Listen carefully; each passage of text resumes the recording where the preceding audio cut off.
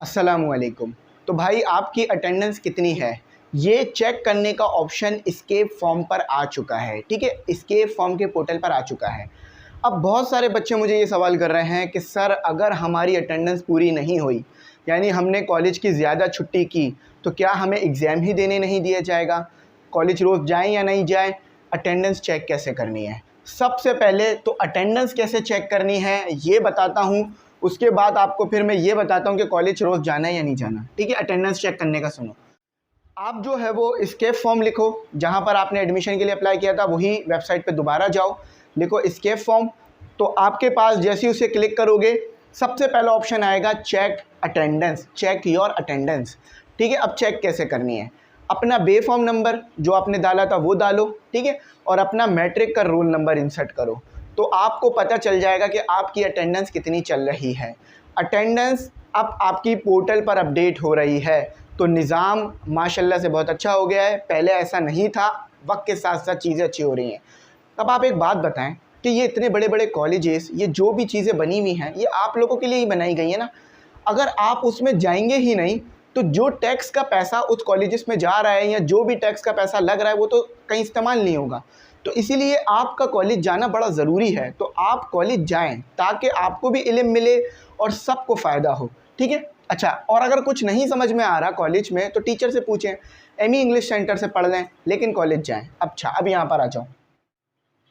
Attendance 70 और 75% नहीं हुई, या 70 और 75 यानी इन दोनों में से एक ले लो, अगर नहीं हुई तो क्या होगा? तो भाई देखो, उसमें फिर ये आपको बताया जाएगा। हो सकता है कि अटेंडेंस बहुत कम होने की वजह से शायद आपको एग्जामिनेशन फॉर्म ना दिया जाए, या फिर आपका एडमिट कार्ड आपको ना दिया जाए, क्योंकि जब आपने क्लासेस ही नहीं ली कॉलेज में, आपने पढ़ा ही नहीं, तो आप एग्ज़ाम देंगे क्या? तो इसीलिए हो सकता है कि शायद स्ट्रिक्ट यानी पनिशमेंट के तौर पर या तो आपको जो है वो एडमिट कार्ड नहीं दिया जाएगा, या फिर और भी जो पनिशमेंट है वो आ सकती हैं। तो अभी इसका नहीं पता कि अगर अटेंडेंस 75 या 70 से कम हुई तो क्या होगा।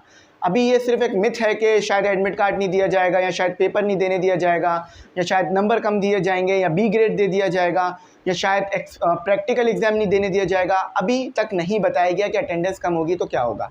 ये जैसे ही पता चलेगा मैं बता दूंगा। अच्छा, अटेंडेंस भाई पूरी होनी चाहिए। अटेंडेंस पूरी होने से क्या मुराद है? या तो 70 से ज़्यादा हो या तो 75 से ज़्यादा हो, इन दो से अटेंडेंस आप ज़्यादा रखेंगे। अब इन दो से आप अटेंडेंस ज़्यादा रखेंगे तो इससे क्या मुराद है कि आपको हफ्ते में कम से कम 3 से 4 दिन कॉलेज रोज़ जाना होगा। ठीक है, आपको हफ्ते में 5-6 दिन जाना होता है ना, कहीं 6 दिन जा रहे होते हैं बच्चे, कहीं 5 दिन, तो आपको हफ्ते में 4 से 5 दिन कॉलेज जाना होगा। अगर आप इतने दिन कॉलेज जाएंगे तो ही आपकी अटेंडेंस पूरी आएगी, वरना आपकी अटेंडेंस बिलो आएगी। देखिए, हम भी जो यूनिवर्सिटी जाते हैं ना, हमारी भी इसी तरह से अटेंडेंस आती है। पोर्टल पे हमें हर हफ्ते पता चल जाता है कि इस हफ्ते हमने कितनी छुट्टी की, इस हफ्ते हमने कौन कौन सी क्लास ली या कौन कौन सी क्लास नहीं ली। तो हम भी चेक करते हैं अपनी अटेंडेंस हर हफ्ते जब ज़रूरत पड़ रही होती है। अब आप भी चेक कर सकते हो, ये यूनिवर्सिटी में होता है एनईडी में, लेकिन अब ये आपके कॉलेजेस में भी आ गया है। तो हर कॉलेज का बच्चा अपनी अटेंडेंस चेक कर सकता है। ऐसा नहीं है कि किसी ख़ास कॉलेज के लिए है, यहाँ पे नहीं लिखा हुआ कि इस कॉलेज के लिए है या आदम जी के लिए, डीजे के लिए, नहीं। कराची में जितने भी कॉलेज हैं वो सब बच्चे अपनी अटेंडेंस चेक कर सकते हैं। बस बे फॉर्म नंबर डालिएगा और अपना मैट्रिक रोल नंबर। अच्छा, देखो भाई, कॉलेज रोज़ वैसे भी जाना ही होता था, लेकिन बच्चे नहीं जाया करते थे, वो गलत करते थे। लेकिन अब आपने तो जाना ही पड़ेगा, अब आपके पास और कोई चॉइस नहीं रह गई है। आप अपने कॉलेज वालों से बात करो, उनसे पूछो कि क्या करना है, कैसे करना है, अटेंडेंस का क्या है, तो वो आपको गाइड करेंगे कि आपने कितने दिन आना है, आपने कैसे आना है, आपकी क्या टाइमिंग है। तो सारी गाइडेंस आपको आपका कॉलेज ही देगा, क्योंकि हर कॉलेज का निज़ाम अलग अलग तरीके से चल रहा होता है। ठीक है, कुछ कॉलेज में जो है वो अटेंडेंस आपको पूरी चाहिए ही चाहिए, मतलब वैसे तो हर कॉलेज में ही चाहिए, कुछ में नहीं, हर में ही चाहिए, तो अटेंडेंस आपकी पूरी होनी चाहिए। तो ये मैंने डिटेल्स आपको दे दी।